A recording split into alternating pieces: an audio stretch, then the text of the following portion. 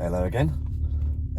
Yeah, just about to do a hill climb in the compact. We went away last weekend and did a track day in the compact. It seems to be my most popular car at the moment. We're at Booty Bay, lovely scenery. We got I'm one of the first cars to go. There's a couple of Golfs and me, and then we've got quite a variety. Ferraris come over. So yeah, should be quite interesting. Looking forward to getting going.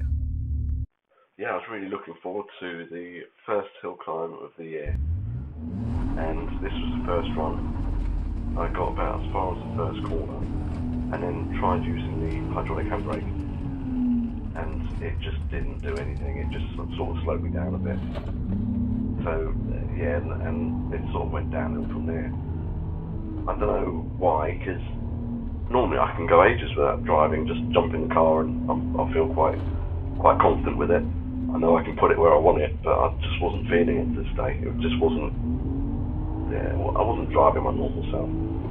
And this corner coming up, it's quite a tight corner and I just got it all wrong.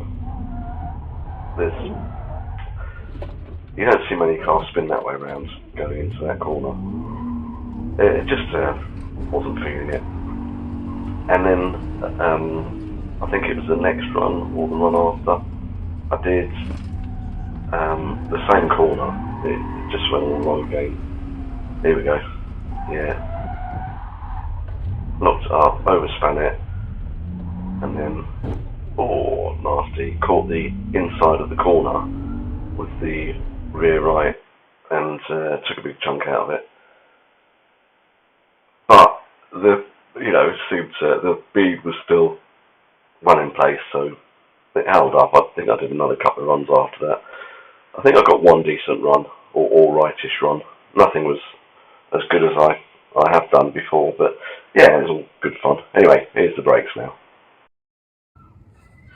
Alright, we've got new pads and discs, drilled and grooved, which is what these were grooved. You can just see the outlines of it. These were Brembo Max, but there's some funny shapes on here.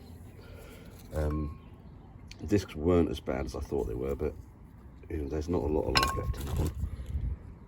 I'm not sure what the other side's like. I probably could have carried on a bit for the track day. We'll see the other side. So these were £80 for the discs and pads off eBay, and I bought another set as well because I quite like them. We'll see how they get on. I'll just give them a once over with brake cleaner.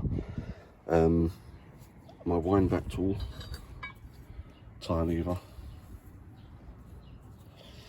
just get it in the caliper on the old disc and pad and put it right the way back. Otherwise you need a clamp or something. I'm at my girlfriend's house, so I haven't got the tools I'd normally have. Right, get the other side done. Right, see, passenger side done. These are like little bits of, I don't know what they are, but they gave me an extra one. And I'm hoping they're to stop the squeal, because I don't have any brake fluids. Copper grease here. Yeah, these are brilliant. I don't know why people don't like them. That is so you can slide the wheel, the hole in the wheel that the bolt goes through, and it just lines up, and you can put the bolts in and then pull it out and put the last bolt in. Brilliant idea. Oh yeah, yeah, that must have been the one I was looking at, because that's pretty bad. I was a bit disappointed before because I thought I could have carried on really with the brake pads as they were.